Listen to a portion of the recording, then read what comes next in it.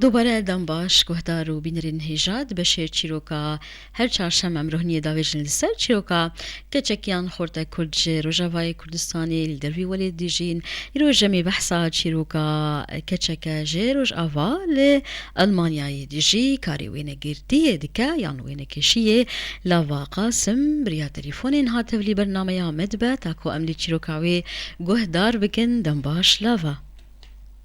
دم باش سپاسش بۆ تەبلیبووناتە تاکۆ ئەم چیرۆکاتە ناس بکن و کارێتە کارێ وێنەکێشیە یان وێنەگرتنێ ئان کۆتەسویر دەستپێکی لاڤا کابری ئەم ناس بکن دەربارەی کارێتە و ژیانە تەلوی وەلاتی ئەم بکورتی ئەم و خەلکتە ناس بکن کار بکورتی خۆ بدناسکردن گەلۆ لاڤاکیە ji کیژان باژاری ڕۆژاوای کوردستانی ji کەنگی ژۆلێ دەرکەتی کەرم بکە از قلتي كيف خوشم از إيرو حافظ بمبورة از لافا قاسمم جعامودي از أنا ألمانيا دجي عمري بستو حفت صالة از كاري تصويري دكم هاي تقريبا بين صالمة از أول شي مكاركر بتليفون ولو وبشتيوي سكني فتراكي اجبر ازبون دايك وانا هي دمك از دي سافا قريام كاري خوا وكاركي قالكي خوش عم دكن بزارو كار تايبتي باشه لاوان هذا سبيكا هونغهان المانيا او قناغا دسبيكي او فترة دسبيكي كو تشو جواكا كانو زمانه كانو دردوره كانو تشاوا بوشتر خوش بو يان زحمت بو تشاوا تأقلم بو دوي جواكا هاند بلي فيا تشتكي وقت بيجي أكيد يعني زحمتي هي بزمان رجلكي جبل فر حر تشت بزمان دمشي دسبيكي راستي زهاتم كورسا زمان كر مخلص كر بس كخلكي مبوار كار دكر قيش بزمان يمو بون فأفتش حبكي ولو بتشكي خوشتر بوجمره يعني بجواكي ما وقت بيجن كار دكن خلكي ما لازكن زماني ما يعني وقت بيجين قلتي نادر انه استعاملي مثلا باجنبيار دكم باش جهيك وشويه ديجي انه كردي ما خلكي ملورن او جي خوش بشتر وباش بو تشتكي قالك خوشه بلي انها لافا افكاري تصويري لما كنت الولد كار ذكر تشب تليفون يان بكاميرا يان بشي كنت شوي ولاتي تدس بفيكاريكر الروج أباب بتليفوني كاردكر بس وقت بيجن إنه جمال باتي ربو شوالا ربو كس غريب تنو يعني تزعن إنه جمع بشكي ولو إنه بيرك تلو يدر كذا وتلو هر بشوي وغيره إنه بتشتانا جمع تشينة دبون حبكي راستي زحمتي بوجمرة از وقت از المالباتي از شي بوم يعني نابي منه از مصورة مالباتي بوم بلي بشتي ازر كتم اوروبا درفت بيتربون كازدر كافي مزهر مورم اجبر اول شي مكار ذكر وقت انه از كسكج فريقم بشتي فترة كيف بشتي دم كيم كر كاري خوي تايبتي كر بنابي خوي يعني لافان هذا تقول ده قناعك يان دما كوت الوليد وبكي بشكي اف چاندا جواكي لي اف روشاهان هنك يهاتي جوهرتنها هنك باش جنين ما وكجن ما ين وينكش بونها درفج الورجي بربويه جوهرينك باش بوينها الناس بكن دسبيكا تا لألمانيا دكاري وينكرتيه ديش خاطر جمالي دسبيكر تولو قرزيكا كشخار بجارت وتا دسبيكر بلي اول شيء وقت قلت اول شيء كاري دعوه تعبو حبكي اوجي زحمتي هابو الفرج بر دمام حتى بشوي قالكي بس بشتيوي بشي زبون دايك مدي وقت عم قلتي طنبو رابو مش خور ومناس كرنو سانشلو زاروكا تصرف بك اجبر اول جاربو يعني قلتي زحمت بونو زاروكا تعامل بكم بشي مناسكر اجا جمر قالكي خوش بو وقالكي السر زاروكا دركزينم بلي مثلا ديو زاروك گلکی خوشکتین مثلا دیو زاروک و صورتین وان و چاوی خوشک بن باش انها جکنگی تدرباسی کار الاستوديو اللي قلتي مكا انها باورم الاستوديو كيت كاردك تشاوا جو او قناغا مالي شو امبيجن او مرحله كل قال فريقك كيت كار بك وبشكي تايبت بكي انها تكاردك امشت ناصبك بله أبيا هي تقريبا دمها مدى سبيكر بواره باستديا شلير مع مستعد الغنير وبيركاوي آية أز قلتي كيف خوشم والله جبر أز جيكي بشوشك قلكي أز كتم جيكي قلكي مزنده تشكي قلكي خوش بو قلك تشفرق قرن تعب قلكي سر مسفكر جيرا إضاءة قلكي غيري جيفرة تربو حارتش خوشترو يعني جمرة بلي نهال مالي دماكو جهكي شخور كروك استوديو كي بتشوك تتشاوا شخور حاضر ذكر تاني زماكو جوهرين تشيبو دماكو الاستوديو بيتر إضاءة باش بو بيتر بكي روشة تصويري باشتر بو بله زحمت بو قلكي جبر مالا مش قلكي بتشوك بو فقرزيكا كله بتشوك متشكر بوش خوار مثلا جم مثلا قهابة جلسة مقش تشي ذكر مقش دركوب عندن وبيشتي مقش دي سابت كر مقش داتان جوانا بحب يعني وقت قلك جمدبر وتعب بوجي بس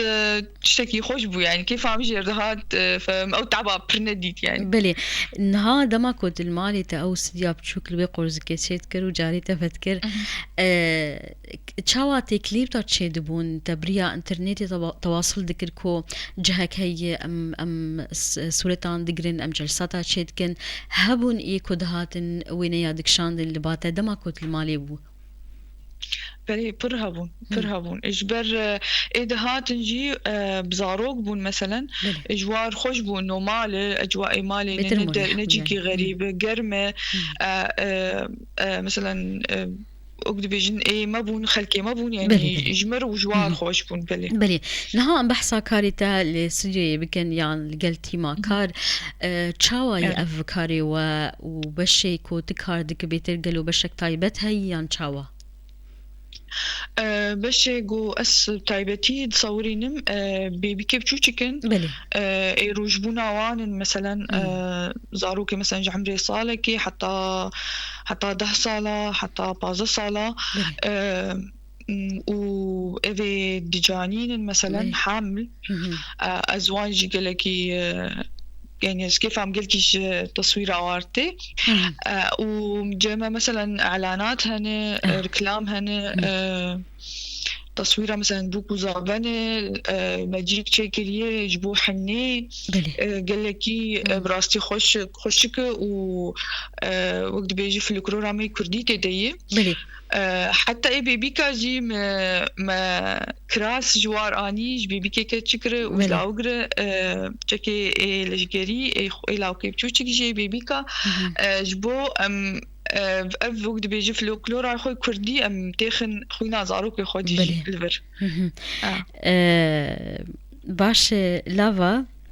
نها اف بشي علي كردي بيجن جلسة جبو حنا تقول جبو جلو برجين كردي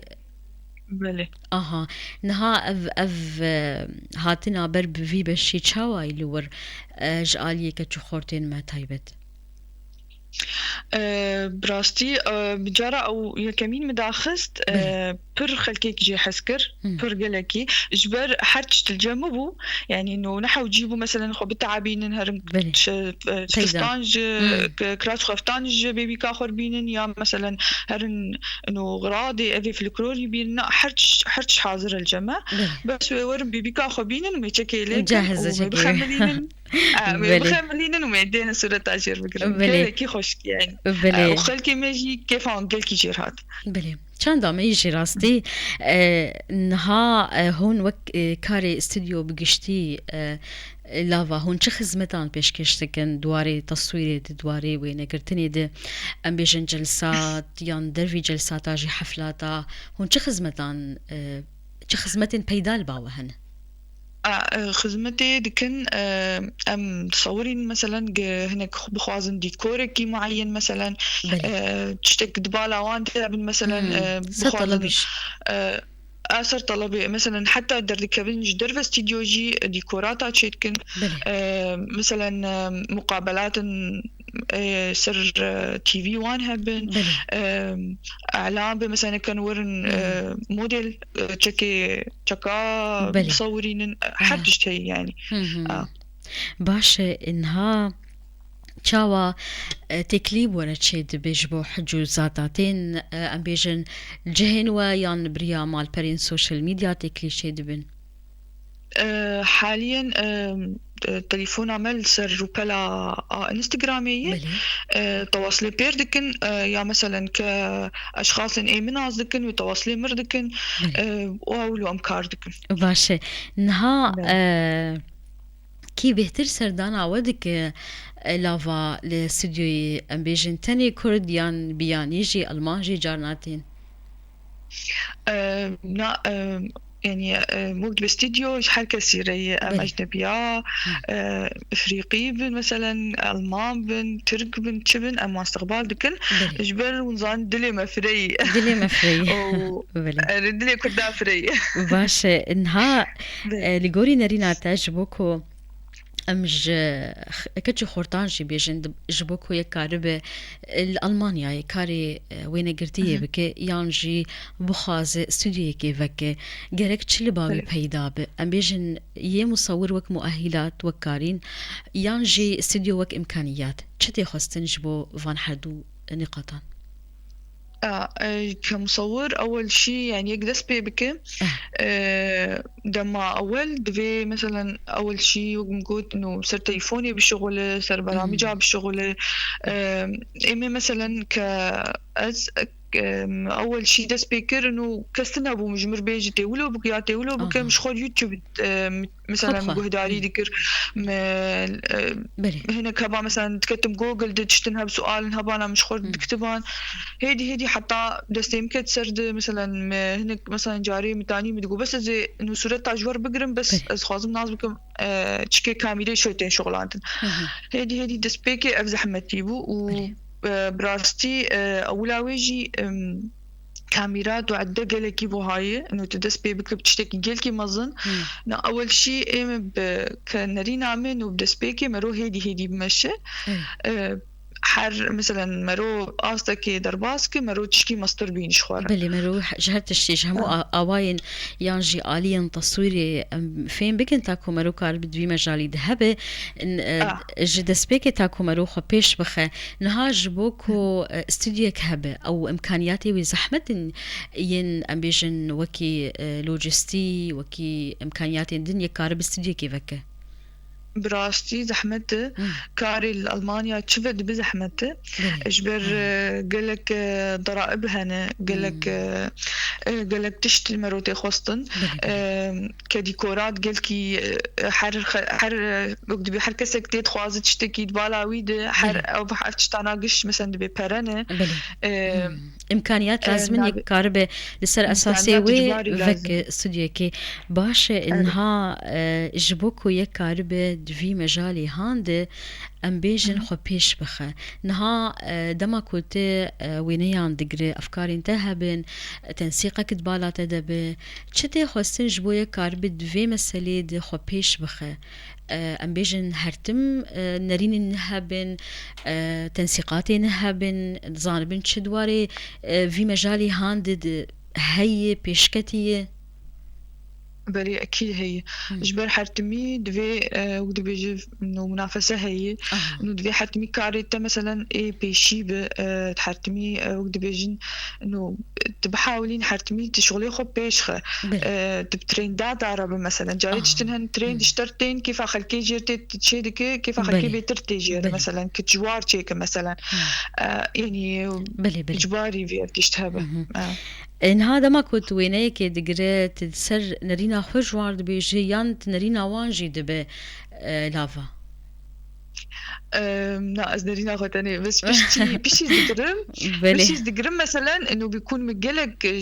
زوايا قرتيه هنا كان مثلا وجه خوا مثلا راسي عجبين شبينا عجبين يعني افتشتانا جاري اختلافات شدبن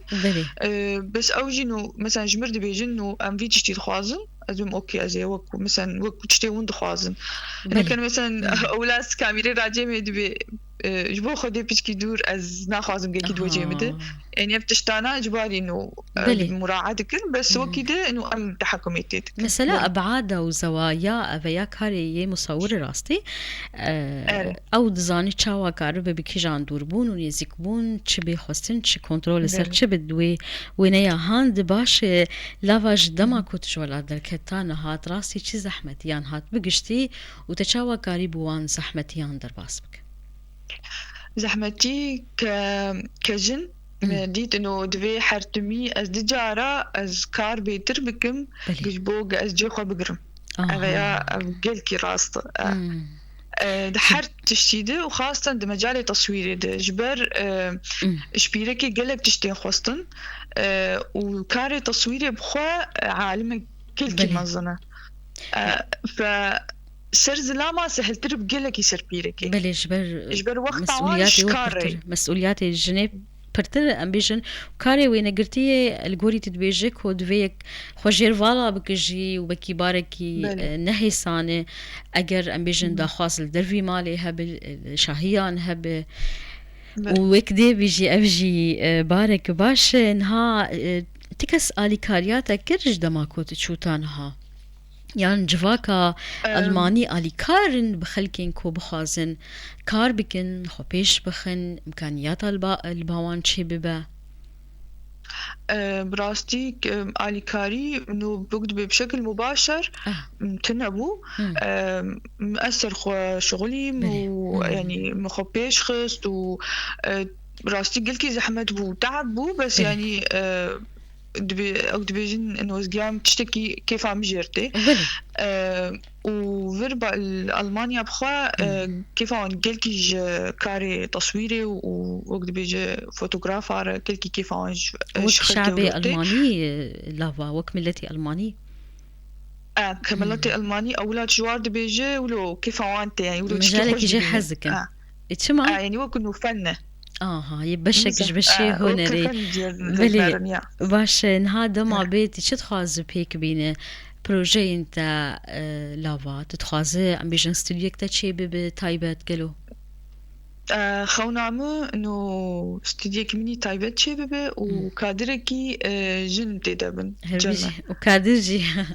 باش جبر مديتي قاسي جن دتعبن از خوازم مثلا حتى استديو بيجي اجواء جنير قلكي خوش بلي وبيجي انه مجير مهيئ ومساعد نها اف ام بيجن اف قناغي انت درباس كرن اف سركفتنين بتشوكيان ديكاون سر هفده وبهيفي بل ماكو استوديات شي ببت دياري كيدك سباس اف ام بيجن اف سركفتنين كوتا تانها بيك انيه لافا از اول شي از جاخو بافي خوره بلي ودورا زلامي ميجي قالك يا بلي آلي مكر سلام جبر مكشر قالكي بشتام قرد وحرتمي يعني دهشت انه اسبيش خم شغلي اخوان وآلي متكرم تزحمت يسبير درباز دبوم مرد سكني مثلا بلي جمرد قوت كارولو بك فا مثلا خلكن هند كار جوا سؤال كولو يعني راستي قالكي شيرتان آلي مكر شيرتي والكاري كلكي باشي أري لداوية بخاص كي بيجي يان خالك من برسي كرمك از خازم مش حركة سير بيجم انه تشتك الدليا وذهبهم بخازم بكن بس ونترسن مثلا اه بيترسها نجدلي خراجيني وكاري خوا دس بيبكن جبر تدس بينك كشتر دس بيناك بلي بلي قالك سباس جبوتا وبهيفي عسر كفتني جبوتا لافا قاسم وينكي شبريا تليفونيش ألمانيا يتمربو هردمتو سركفتي بي